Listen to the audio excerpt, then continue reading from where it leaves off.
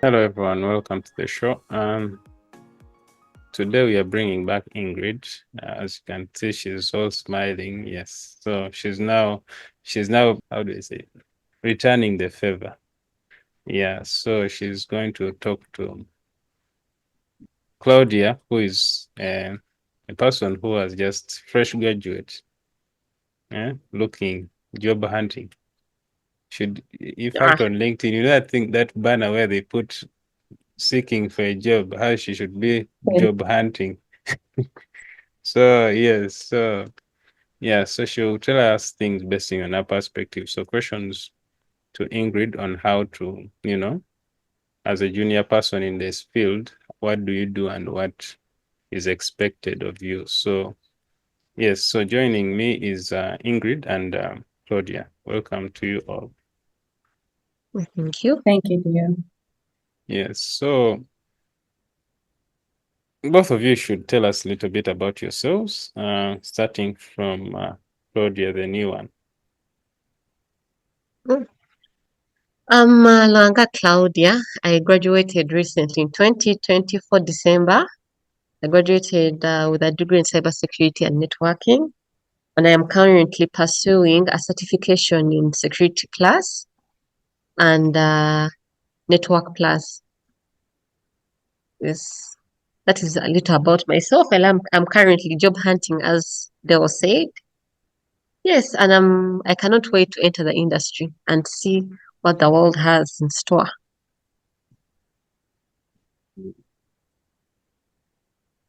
Okay, nice to meet you, Claudia. I love that introduction. My name is Ingrid Teko. I work with Video East Africa. I'm an IT auditor. I'm a recently certified CISA and ACCA. And yeah, I've been with Video East Africa for 3 years now, 3 years and some months. And I can say it's going well so far. I'm growing and learning a lot. Yeah, but outside that, like I always like to say, I'm two different people between work and my personal life. I'm a social flower who is trying to navigate through life and just make the best of it. Yeah, that's it about me. Over to you, Dave.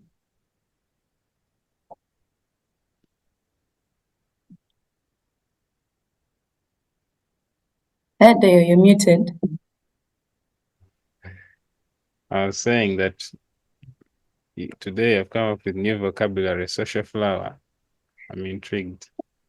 Did you do homework before before coming to the podcast? It seems like my facets keep changing. Yeah.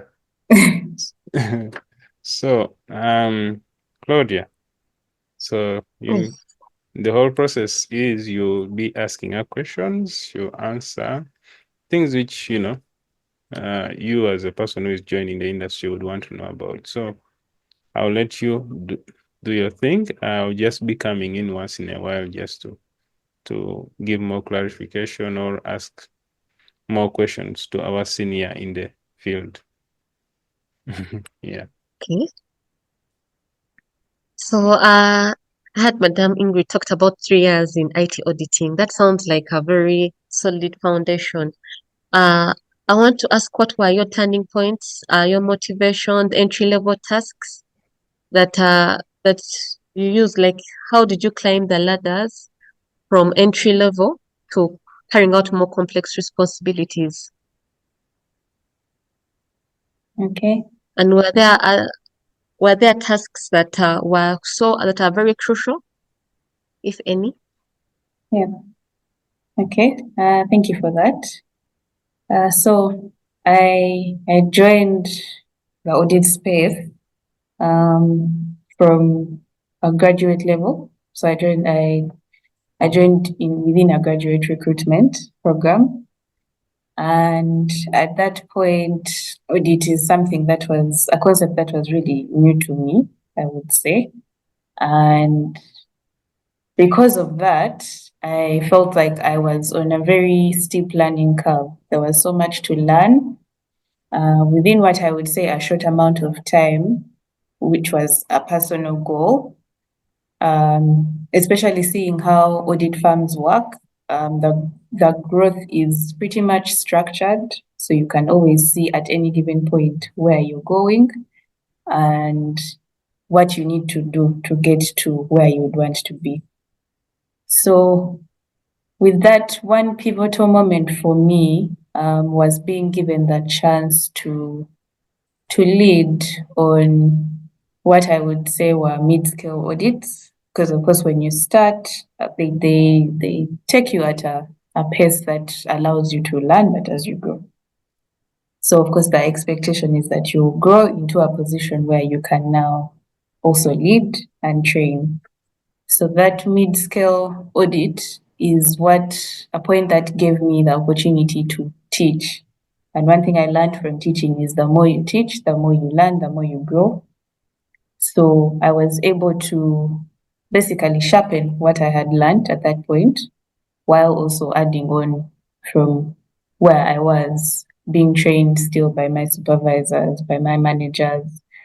And I quickly learned that while technical acumen is essential, the ability to communicate complex IT concepts in clear, relatable terms is equally, or if not more, critical. So that's what I can say. I hope I've answered that question Yes. fully. You had also talked about certifications. Yes. And that had also piqued my interest. Did those certifications, they made a difference in your career? Are they still opening doors? And what useful certifications could we do as beginners who are trying to enter also IT auditing? Okay, that's a very good question. Certifications have definitely been what I would say a game changer for me. And not only because, they will probably decorate your name and then you will see that on my LinkedIn there's Ingrid Teko CISA or SCCA. But there's a lot that comes with that certification. One thing for sure is resilience. For you to sit down and study for whatever certification you opt for and see it through to the end, it takes a certain level of resilience, which definitely seeps into all parts of your life, especially with work. It puts you in a position where you're able to see things through to the end, to the best of your abilities. These certifications are not easy, so it requires a lot of study. It requires a lot of hours to be committed to them. And what I can say is they provide structure. So of course, we're at a point where there's so much on the internet. We have so much to learn from the internet. We can go to YouTube, we can go to Google, and you basically come out at the same level as someone who is auditing, someone who is doing cybersecurity assessments. But there's a kind of structure that they provide in terms of frameworks and industry best practices that you get to learn. And also, they pivot you in a way that they create an essential network for professional growth. So it's not enough to say you're aware of these things, but one thing that truly stands out to employers, which still goes back to the point of resilience, is having some of these certifications in your docket. And for someone looking to enter into IT audit, the best option and first place I would say would be a good starting point is to do CISA, Certified Information Systems Auditor. CISA appears into a number of domains that are necessary for you to understand, first of all, IT infrastructure that you would be looking into as an IT auditor, but also understand how best to structure your audits, how to approach these audits, and how to treat them, as well as the people that you'll be working with while you're auditing. Yeah, that's what I have to say for that. Okay. That is interesting. So what you're meaning is each certification stands for, like, represents each field in IT. If you want to like, I who's doing a security plus and network plus, I cannot fall into auditing, or is there a possibility? You can fall into auditing. So CISA is just one of them, which is at least where I started. But there are certifications like CISSP, the CISSP, the CISM. Some of these fall within the docket of ISACA, and there are those that fall within ISC. So these are still good places for one to start, even if you don't have CISA. As long as you have that structure that you gained from one of these certifications, it's definitely going to pivot you into where you're looking into getting into. So for example, with cybersecurity, you might not necessarily need to have CISA. That's where I would advise that you could do CISM or CISSP. And this will give you a more in-depth understanding of the technicalities regarding cybersecurity assessments, specific cybersecurity assessments. So yes and no, it does vary from domain to domain with IT. And that's where I would say research is the best place for you to start, because there are very many and it's very easy for you to end up doing a certification and then you complete it and you say, why did I do this certification? Am I going to apply it anywhere? Is it going to be of any use to me? And that's something that's very important to ask yourself before you go in for a certification. It's because that's where sometimes we often go wrong and end up just being highly decorated. So it's very crucial to do as much research in terms of how you're trying to shape your career growth, where you're trying to take it, and which certification would be the best in terms of equipping you, but also putting you out there to the employers that you're looking out to show that it's something that you're actively working towards. I hope that answers your question. So I also wanted to ask the most crucial question: salary, and how a day in life is for an IT auditor. In these 3 years, have there been improvement of the salary, or they made you start from beginner level? And what are the daily activities you carry out as an IT auditor at your firm? Okay. So I think I will start with the salary, then I'll move on to the daily activities. So salary, of course, within any organization, especially if you're at entry level, the salary that is given to you is entry level salary. Definitely not at liberty to guess the ranges that various organizations offer. But what I can say from where I am is that your compensation grows over time as you grow through the levels, as you grow through the ranks, and in certain cases, even with performance. So you'll find that where you are able to pull your weight and able to deliver to exceptional levels, where you're a high performer, definitely your compensation is not going to stay the same. Your compensation is going to grow. And with audit firms, growth is expected almost on an annual basis, which is why I said from where I stand, what I at least liked with that is that you could see where you're going at every point in time. You could see how you were expected to grow, and you could see how best to work towards that, because then you know that at this point, once I've achieved this, once I have been able to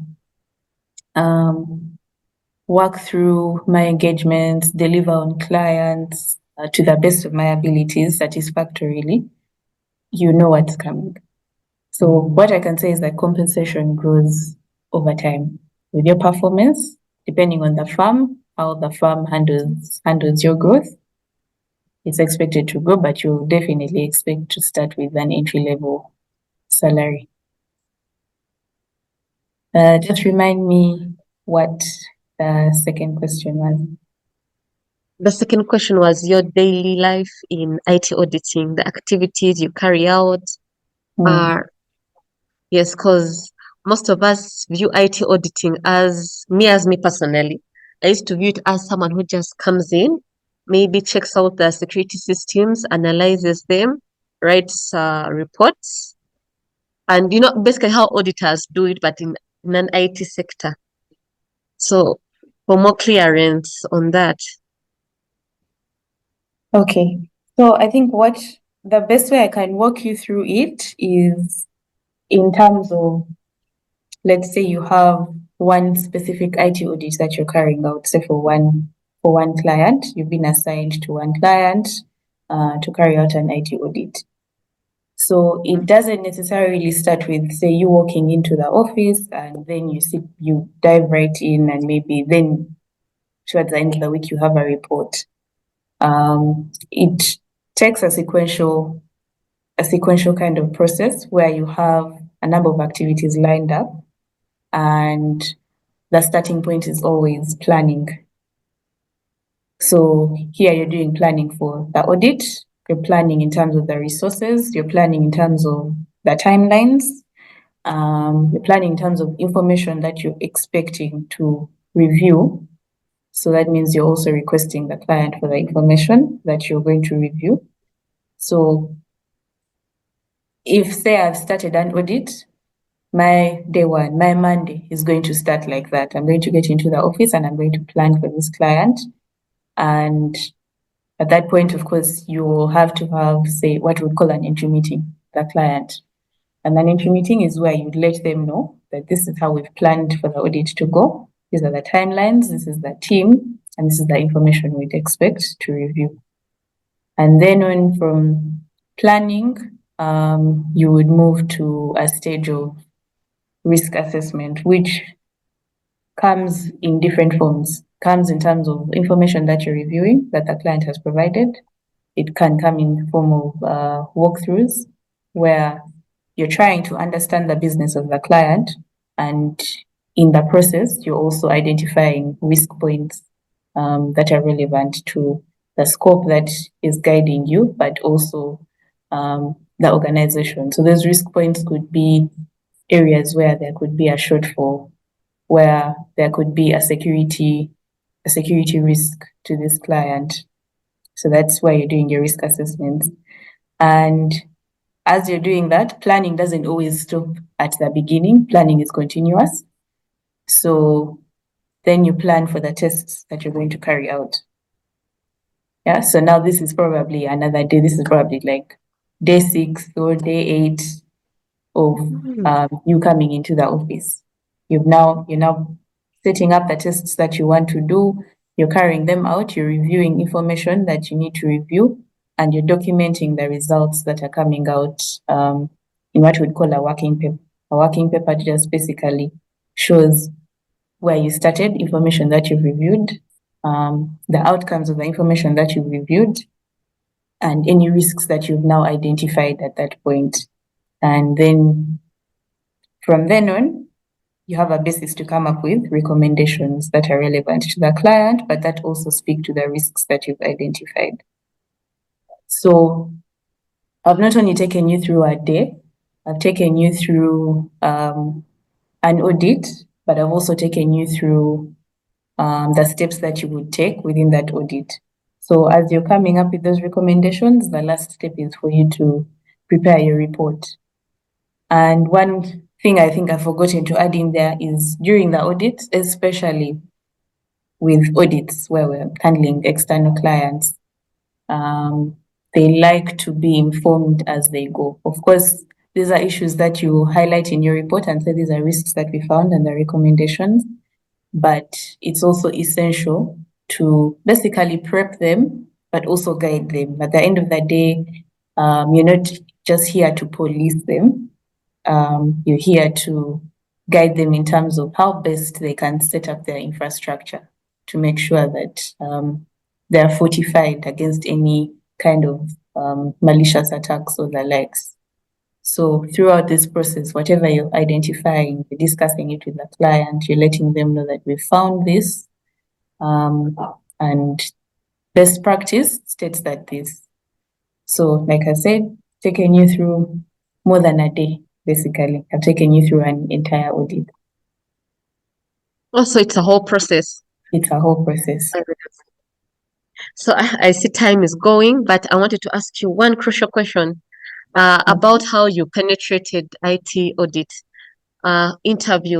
Interviewing questions, the questions they asked you, how you answered them, and how you would answer them right now. Since now you have had 3 years experience, you can best explain and express yourself better than us who are just joining into the working field. So which advice do you give us as us who are going now for interviews? How should we answer some questions? Were there some questions that caught you off guard? Yes. And yeah. Okay, yeah, that's a good one. So the IT audit interview. Of course, at the start, entering at entry level, I wouldn't say it's highly technical. But the most important thing out of all this is preparation for any kind of interview that you're going into. It's very important to prepare. It's very important to know who you're going to be in the room with. And it's very important to prepare in line with the kind of role that you're going for. Whether it's IT audit, whether it's cybersecurity analyst, it's very important to just get yourself phoned with some of the terms. It's also ideal to get onto the internet, and you will definitely find that there are people who have been through similar situations and shared the questions that they found at the various levels. So I'm saying that mainly for the point of entry level. And I would say, like I said, it's not as technical in certain situations, depending on the kind of role that you're going for. They're not highly technical. And one thing that they're mainly trying to assess at that point in time, coming from campus, is this person resilient enough? Can they handle certain scenarios? If we presented them with this scenario, would they be able to handle it? How are they able to navigate challenges? Are they innovative enough to come up with solutions and ideas? So those are some of the things they're looking for at the start. But like I said, preparation is key. So even if you don't believe, and like I've said, it might not be as technical, it still would not hurt to prepare your technicalities as well, but also prepare your responses regarding your soft skills. On the upper side, growing over the 3 years, reaching this point, one thing that has helped me is actually my years of experience. So, of course, at this point, the interviews I'm going for are in line with my career and what I'm doing. So I'm able to focus on concrete real-world examples, which is the ideal, which is the requirement that you can derive from similar examples from your workspace, to be able to say, walk the interview panel through an audit. How would you audit a network? How would you handle access management?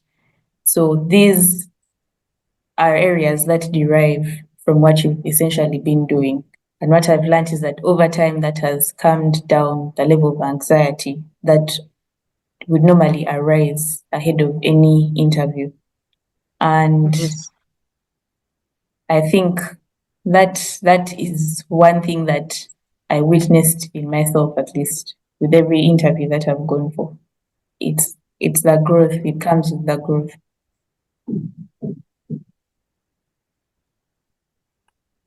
Yeah, Thank you. Yes, Claudia. Yes, I have actually learned a lot from interacting with Madam Ingrid. She has very well insight, and she's very eloquent, and she explains well. Like, yes, I think I should pick a leaf. I'm glad, Claudia. I'm glad that I've not successfully confused you. But she's talking of picking a leaf. She should have taken the whole branch, but it's okay. Yeah, so thank you, Ingrid. I know time is fast spent, so any parting shots from both of you? For anyone joining the industry? In 1 minute, by the way. Okay. Thank you, Dale.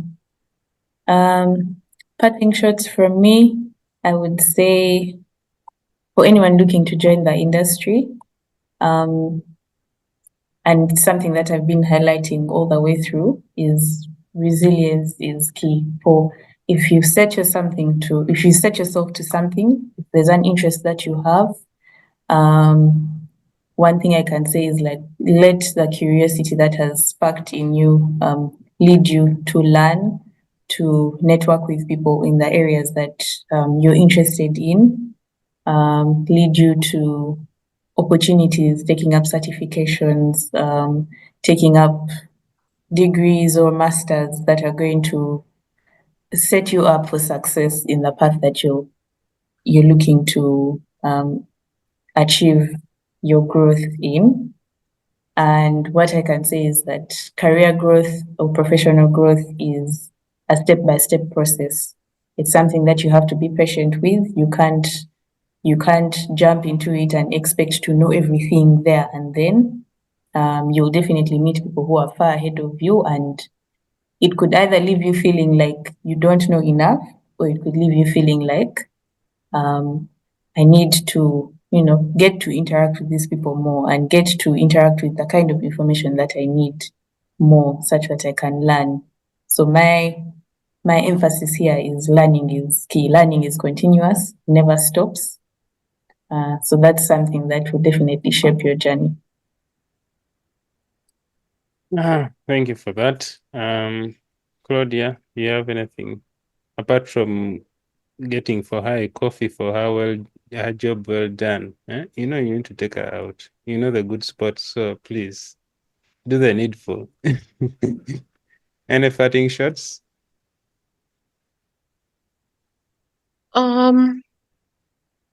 Yes, I want to first thank you for the opportunity to host me on your show. And yes, I've picked a leaf from it about resilience. And this has motivated me to continue pursuing my goals. And yes, I also admire girls in IT. It is it's motivating to see more females in the industry. And I hope all girls out there be more motivated to join the IT sector. As you can see, it's no longer a men's field. It's diverse now. Yes. Okay. Yeah, shooting shots a lot, but it's okay. Yes, the future is female. Okay.